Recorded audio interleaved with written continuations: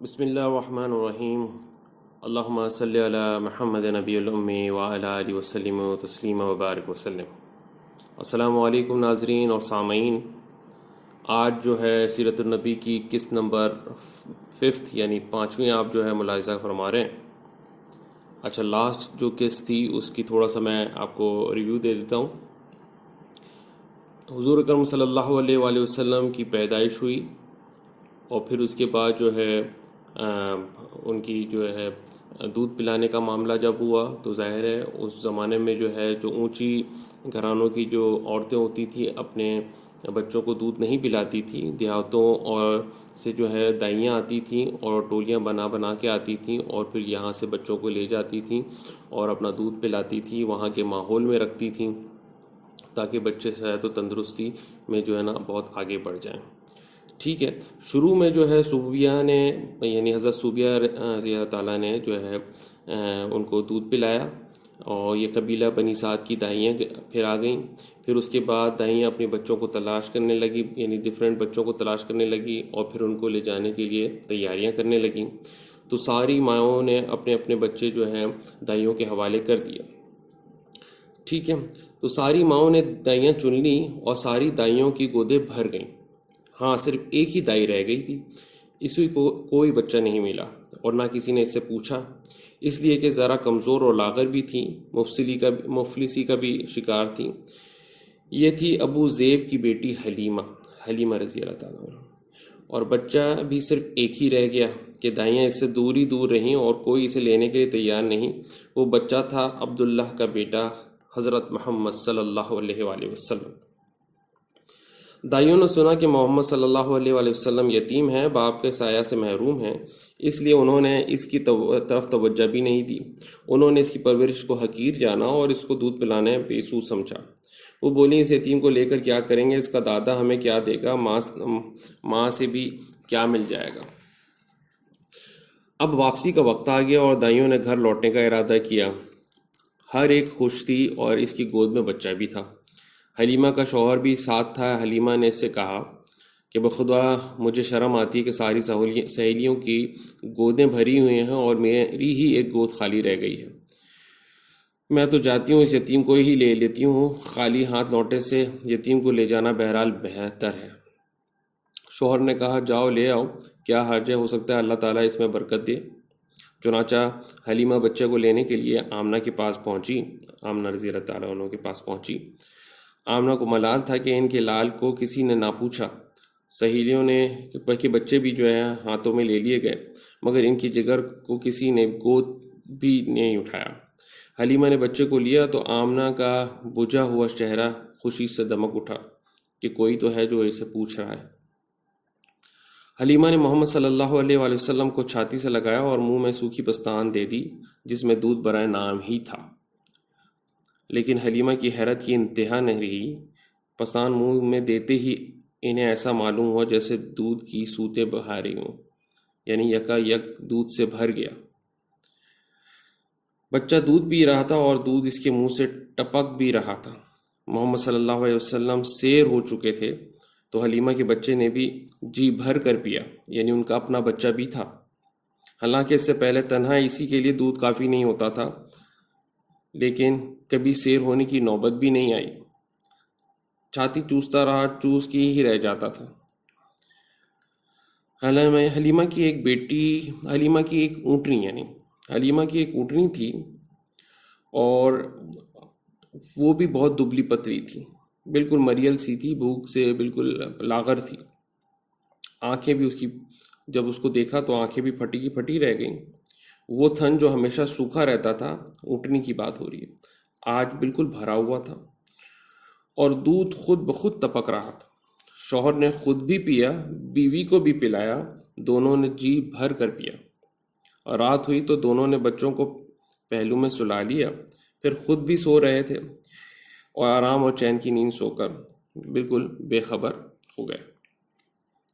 پھر جب صبح ہوئی تو شوہر بولا، حلیمہ کیا خیال ہے، بخدا بچہ تو بہت مبارک ہے، آپ کے پاس بھی دودھ آیا اور ہماری اونٹنی کے پاس بھی دودھ آیا، تو میرے خیال میں اس کو اب ہم لے کے چلتے ہیں۔ پھر دائیوں کا قافلہ گھر کو لوٹا۔ حلیمہ کی گدیا یعنی گدھا جو ہوتا ہے اس کی جو فیمیل ہوتی ہے اس کو گدھیا کہا جاتا ہے۔ حلیمہ کی گدیا آگے آگے تھی اور مستانہ وار بڑھ رہی تھی، حالانکہ جب یہ لوگ آ رہے تھے تو یہ بہت پیچھے تھی، اور کیونکہ مریل سی تھی، سوکھی سی تھی، مگر اب جب حضور اکرم صلی اللہ علیہ وسلم اس کے اوپر سوار تھے تو اللہ کی طرف سے جو ہے ظاہر ہے ایک تو معجزہ ہونا تھا، اور وہ جو ہے گدیا کی سپیڈ بھی بڑھ گئی اور وہ تندرست بھی رہی۔ تو انہوں نے کیا کہا کہ واری ابو زیب کی بیٹی ذرا ٹھہرو نا، ہمیں بھی تو آ لینے دو۔ ارے یہ وہی گدیا تو ہے جس پر تم آئی تھی، یہ تو راستے میں رک کر چلتی تھی، بار بار تم پیچھے ہو جاتی تھی۔ یہ کون بول رہا ہے؟ یہ ان کی سہیلیاں بول رہی ہیں جو کہ ان کے ساتھ آئی تھی حلیمہ کی۔ حلیمہ نے کہا ہاں ہاں بخدا یہ وہی ہے۔ سہیلیاں بولی بخدا یہ تو بڑی عجیب بات ہے کہ یہ تو شروع میں تو بڑی لاغر تھی اور رک رک کے چل رہی تھی، اور ہم اس کو جو ہے ہم تمہاری وجہ سے جو ہے ہم لیٹ ہوتے تھے، اس مرتبہ تو واپسی میں بہت تیزی سے یہ جو ہے چل رہی ہیں۔ تو ظاہر ان لوگوں کے لیے عجیب تھا۔ اب حلیمہ کے ہاں برکتوں کی بارش ہونے لگی، ہر چیز میں برکت ظاہر ہونے لگی، جانور موٹے ہو گئے، دودھ سے تھن پھول آئے، ہر طرف برکت ہی برکت تھی۔ رفتہ رفتہ 2 سال گزر گئے۔ آمنہ رضی اللہ تعالیٰ کا لال حلیمہ کا دودھ پیتا رہا۔ حلیمہ کی ایک بیٹی تھی شیبہ، اس کی گودیوں میں ہمیشہ کھیلتے رہتے تھے۔ جسم تیزی سے بڑھا، ہاتھ پیر کی طاقت آ گئی اور بچہ خوب تندرست ہو گیا۔ شیر خواری کے دن پورے ہو گئے، اب وقت آیا کہ بچہ پھر ماں کی گود میں جائے اور اس کے گھر کی رونق بنے۔ 2 سال یہاں پہ گزار لیے اس نے یہاں پہ۔ لیکن کیا حلیمہ اس بچے کو جدا کر دیں؟ ایسے بچے کو جو ان کے لیے سراپا برکت تھا، مجسم رحمت تھا، باعث راحت تھا اور موجب سعادت تھا۔ کس طرح بھی طبیعت اس کو چھوڑنے پر تیاری نہیں تھی۔ تمنا تھی کہ کچھ دنوں اور وہ ہمارے ساتھ رہے اور برکتوں کا سلسلہ یہ دیر تک قائم رہے۔ وہ بچوں کو لے کر ماں کے گھر کی طرف چلیں، لیکن ارادہ تھا کہ ان سے گزارش کریں کہ بچے کو کچھ دن اور رکھ لی جائے اور اجازت مل جائے۔ چنانچہ وہ آمنہ کے پاس آئیں اور بولیں مجھے اندیشہ ہے کہ اگر محمد صلی اللہ علیہ وسلم ابھی سے مکہ میں رہ گئے تو کہیں یہاں کی آب و ہوا سے کوئی نقصان نہ پہنچائے، کیونکہ نہ آپ کچھ دن اور ہمارے ہاں رہنے دیں، کچھ اور دن ہمارے ہاں رہنے دیں، ذرا اور بڑا ہو جائے پھر آ جائے گا۔ یعنی انہوں نے ایک بہانہ تلاش کیا کہ کسی نہ کسی طریقے سے جو ہے حضرت آمنہ رضی اللہ تعالیٰ کو جو ہے نا کنونس کر سکیں کہ جو ہے یہ بچہ کہ جو ہے نا یہاں پر بڑا تندرست تھا ہمارے پاس، مکہ کی آب و ہوا میں اس کو تھوڑی سی انفیکشن نہ ہو جائے، اس کی طبیعت خراب نہ ہو جائے، تو کچھ دن اور ہمارے ساتھ رہے تاکہ وہ ایک تھوڑا سا اور اس میں طاقت آ جائے کہ یہ مکہ کی آب و ہوا کو برداشت کر سکے۔ تو ایک طرح کا بہانہ تھا ان کو اپنے ساتھ رکھنے کا۔ اس طرح حلیمہ آمنہ سے ضد کرتی رہیں اور اصرار کرتی رہیں، طرح طرح سے مناتی رہیں، کنونس کرتی رہیں، مکہ کی آب و ہوا سے ڈراتی رہیں، یہاں تک کہ وہ تیار ہو گئیں۔ اب کیا تھا، حلیمہ کا دل خوشی سے باغ باغ ہو گیا، آنکھیں چمک اٹھیں اور چہرہ دمک اٹھا، اور محمد صلی اللہ علیہ وآلہ وسلم کو لے کر پھر اپنے گھر آ گئی خوشی خوشی۔ محمد صلی اللہ علیہ وآلہ وسلم پھر اسی صحرا میں آ گئے۔ اب پھر وہی کھلی فضا تھی، ریت کے ٹیلے تھے، چکنے چکنے پتھر تھے، وہی ساتھی اور وہی ہمجوریاں تھیں۔ محمد صلی اللہ علیہ وآلہ وسلم پھر اس طرح پتھروں سے کھیلتے رہے، ریت پر چلتے رہے اور بچوں کے ساتھ ساتھ ادھر سے ادھر دوڑتے رہے۔ اچھا، یہ جو جگہ ہے نا، یہ جہاں پہ حضور اکرم صلی اللہ علیہ وآلہ وسلم نے اپنی بچپن گزارا حضرت حلیمہ رضی اللہ تعالیٰ کے ساتھ، اس جگہ کا نام ہے بنی سعد۔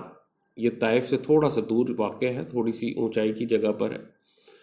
آپ لوگ جب اگر مکہ مکرمہ یا عمرہ کرنے کے لیے جب جائیں تو طائف ضرور چکر لگائیے گا۔ وہاں پہ ایک علاقہ ہے بنی سعد، وہاں پہ یہ پورا ایریا جو ہے نا وہ آپ جائیں گے تو پورا آپ کو ایریا نظر آئے گا، اور آپ محسوس کریں گے، دیکھیں گے کہ حضور کرم صلی اللہ علیہ وآلہ وسلم نے وہاں پہ اپنے جو بچپن کے دور گزارے، جو مٹی سے کھیلا، جو ریت کے ٹیلوں میں گھومے، چکنے چکنے پتھر کے ساتھ جو ہے اپنی ہمجولیوں، اپنے چھوٹے چھوٹے بچوں کے ساتھ جو انہوں نے وہاں پہ ٹائم گزارا، 2 سال گزارے وہ کس طریقے سے گزارے. آج بھی جب وہاں پہ بچے جاتے ہیں زیارت کے لیے اور بچوں جب مٹی سے کھیلتے ہیں تو وہ ایک طریقے سے وہ سنت پوری ہو جاتی ہے حضور اکرم صلی اللہ علیہ وسلم کی بچپن کی، کہ وہ مٹی سے کھیلنا جو ہے ان کو اچھا لگتا ہے. محمد صلی اللہ علیہ وآلہ وسلم اب 5 سال کے ہو گئے تھے. حلیمہ سے جدائی کی ساعت پھیران پہنچی. پہلے 2 سال گزر گئے، اب 3 سال اور انہوں نے لگائے، ٹوٹل 5 سال ہو گئے. محمد صلی اللہ علیہ وآلہ وسلم سے حلیمہ کو بے حد محبت تھی. وہ سچ مچ ان کی آنکھوں کی ٹھنڈک تھے، ان کے دل کا سکون تھے. محمد صلی اللہ علیہ وسلم کو بھی حلیمہ سے بہت انتہا محبت تھی. نبوت ملنے کے بعد بھی جب وہ آپ کے پاس آئیں تو آپ میری ماں کہہ کر لپٹ جاتے تھے. حلیمہ کے لیے محمد صلی اللہ علیہ وسلم کی جدائی جو ہے وہ بہت ہی زیادہ مشکل تھی کہ اب گھر پہنچانا ضروری تھا، مزید روکنا ممکن نہ تھا. پھر ایک وجہ اور بھی ہوئی جس کی وجہ سے حلیمہ نے اور جلدی کی. ایک روز وہ بیٹھی ہوئی تھی اور ساتھ میں محمد صلی اللہ علیہ وسلم بھی تھے، اور اتنے میں حبشہ کے کچھ عیسائیوں کا گزر ہوا. بچے پر نظر پڑتے ہی وہ ٹھہر گئے، قریب آئے اور اسے غور سے دیکھنے لگے، ایک ایک چیز کا جائزہ لینے لگے. حلیمہ سے پوچھا بھی کیسا بچہ ہے یہ. پھر وہ آپس میں باتیں کرنے لگے، اس بچے کو لے لیں، اس کو اپنے ہاں لے چلیں گے، یہ بچہ ایک عظیم انسان ہوگا، ہم خوب جانتے ہیں کہ یہ کیا بنے گا. حلیمہ ان کا مطلب سمجھ گئے اور ان کے ارادوں کو بھانپ گئی، ان کی سازشوں سے گھبرا گئیں. ڈری کہ کچھ ایسا ویسا نہ ہو جائے، موقع پا کر ان کو کوئی اٹھا کر نہ لے جائے، اغوا کر کے نہ لے جائے، یا کوئی اور جو ہے نقصان نہ پہنچا دے. چنانچہ وہ نظر بچا کر بھاگ کھڑی ہوئیں اور بچے کو لے کر غائب ہو گئیں اس علاقے سے. حالانکہ انہیں امید نہ تھی کہ اس طرح وہ بھاگ سکیں گی اور بچے کو ان سے بچا سکیں گی. پھر جتنی جلدی ممکن ہوا وہ آمنہ رضی اللہ تعالیٰ کے پاس پہنچے اور ان کی امانت ان کے حوالے کی. تب کہیں جا کر اطمینان سے سانس لیا. اب ماں کی ممتا تھی اور دادا کی سرپرستی تھی. دونوں محمد صلی اللہ علیہ وسلم سے بہت پیار کرتے تھے، ہمیشہ اپنی نظروں کے سامنے رکھتے اور ہر طرح سے آپ صلی اللہ علیہ وسلم کا خیال رکھتے. آپ صلی اللہ علیہ وسلم اب 6 برس کے ہو گئے تو ماں کا دل چاہا کہ چل کر شوہر کی قبر دیکھیں. چنانچہ وہ مدینہ کے لیے روانہ ہو گئیں اور محمد صلی اللہ علیہ وسلم کو بھی لیتی گئیں. شوہر کی ایک باندی تھی ام ایمن، وہ بھی سفر میں ساتھ تھیں ان کی. وہاں ایک مشہور خاندان تھا بنی نجار. محمد صلی اللہ علیہ وسلم کی دادا کی ننیال اس خاندان میں تھی، اس لیے بی بی آمنہ رضی اللہ تعالیٰ جا کر وہیں ٹھہر گئیں. بی بی آمنہ رضی اللہ تعالیٰ مدینہ پہنچی تو پیارے بیٹے کو وہ گھر دکھایا جہاں اس کے پیارے باپ نے وفات پائی تھی، وہ جگہ بھی دکھائی جہاں وہ ہمیشہ کی نیند سو رہے تھے. آج پہلا دن تھا کہ اس معصوم بچے نے یتیمہ کا مفہوم سمجھا. آج پہلا موقع تھا کہ اسے محسوس ہوا کہ ان کے سر پہ جو ہے باپ کا سایہ نہیں ہے، اور ایک بہت بڑا غم کا پہاڑ ان کے سینے پہ آن کھڑا ہوا. وہاں ایک مہینہ گزار کر بی بی آمنہ رضی اللہ عنہا نے گھر لوٹنے کا ارادہ کیا اور محمد صلی اللہ علیہ وسلم کو لے کر مکہ کے لیے روانہ ہو گئی. شوہر کی طرح بی بی آمنہ رضی اللہ تعالیٰ بھی بیمار پڑ گئیں اور شفا سے 23 میل پر ایک گاؤں ہے ابوا، وہاں پہنچی تو حالت اور خراب ہو گئی اور پھر سنبھل نہ سکیں، وفات پا گئیں اور وہیں دفن ہوئی. عبداللہ رضی اللہ تعالیٰ کی وفات پر بھی پردیس میں ہوئی تھی اور دفن بھی باہر ہوئے تھے، اور ان کا بھی انتقال ایسے ہی ہوا. اللہ آپ صلی اللہ علیہ وسلم کا ولی و کار ساز ہے اور محمد صلی اللہ علیہ وسلم کا بھی. آپ صلی اللہ علیہ وسلم یتیم تھے، باپ کے سائے سے محروم تھے. ابھی اس یتیمی کا شعور ہوا ہی تھا کہ ماں کا بھی انتقال ہو گیا. باپ کی قبر دیکھی ہی تھی کہ ماں کی قبر بھی تیار ہو گئی. اب آپ صلی اللہ علیہ وسلم تنہا رہ گئے. ماں ساتھ تھیں تب بھی آپ صلی اللہ علیہ وسلم کو یتیمی کا ملال تھا. بھلا اب جو ہے ماں بھی ساتھ نہیں ہے تو کیا دکھ ہوگا اور کیا جو ہے غم ہوگا. اللہ اکبر. ام ایمن نے آپ صلی اللہ علیہ وسلم کو اپنی حفاظت میں لے لیا اور بڑے پیار سے گھر لے آئیں. مکہ پہنچے تو آپ صلی اللہ علیہ وسلم بلک بلک کے رو رہے ہیں. آج آمنہ کے لال کی حالت دیکھی نہیں جاتی تھی. ماں کی جو ہے جدائی اور اوپر سے باپ کا سایہ نہ ہونا، اکیلا پن جو ہے بہت بہت ہی جو ہے انسان کو توڑ کے رکھ دیتا ہے. اس حادثے کا عبد المطلب پر بڑا اثر ہوا. اور محمد صلی اللہ علیہ وسلم کے لیے ان کے سینے میں ماں کی محبت اور باپ کی شفقت ابل پڑی۔ اب وہ آپ صلی اللہ علیہ وسلم پر بے انتہا مہربان ہو گئے، پہلے سے زیادہ ماننے لگے، بڑی محبت سے پیش آتے، لطف و کرم کی بارش کرتے رہتے، ہر آن آپ صلی اللہ علیہ وسلم کا خیال رکھتے، ہر طرح سے دلجوئی فرماتے، اپنی ذات اور اپنی اولاد سے بڑھ کر آپ صلی اللہ علیہ وسلم کی فکر رکھتے۔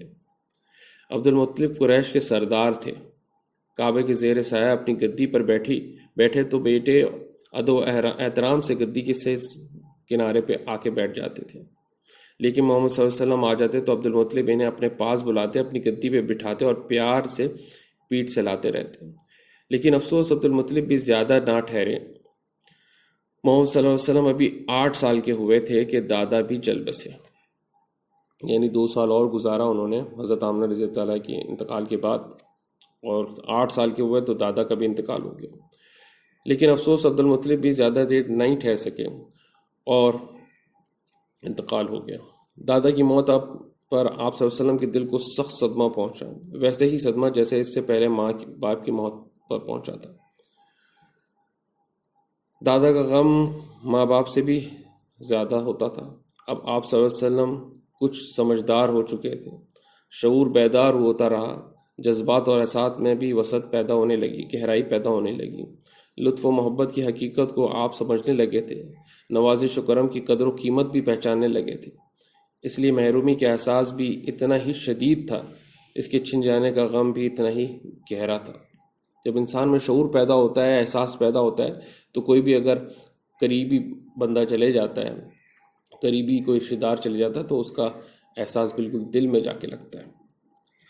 آنکھوں سے آنسو جاری تھے، دل بالکل جو ہے غم سے بالکل چور تھا، خود تڑپ رہے تھے اور دل کو تڑپا رہے تھے، یہاں تک کہ دادا کا جسم جو ہے، پیارے دادا کا جسم قبر کی بھیانک کوٹری میں چھپ گیا اور پھر ہمیشہ کے لیے اوجھل ہو گیا۔ اچھا ناظرین، سامعین، آج کی قسط میں یہاں پہ ختم کرتا ہوں، اور اس کے بعد جو ہے یہ قسط مزید انٹرسٹنگ ہوتی جا رہی ہے۔ آپ لوگ جو اس طریقے سے میری حوصلہ افزائی کر رہے ہیں، اس کا بہت بہت شکریہ۔ لائکس بھی بہت آ رہے ہیں، ویوز بھی آ رہے ہیں۔ تو اگر آپ کو یہ ویڈیوز واقعی پسند آ رہی ہے اور جو ہے آپ اس کو لائک کریں، اس چینل کو سبسکرائب بھی کیجئے، اور کمنٹس ہوں تو کمنٹس بھی دیجئے پلیز، تاکہ میں اپنی اس حوصلہ افزائی کے ذریعے مزید جو ہے آپ کے لیے کام کرتا رہوں، اور اس کے آگے کے کس بھی بڑے جوش و خروش سے جو نا آپ کے سامنے بیان کرتا رہوں۔ تب تک کے لیے اجازت دیجیے، اللہ حافظ، السلام علیکم ورحمۃ اللہ وبرکاتہ۔ Subscribe now and press the bell icon. Never miss an update.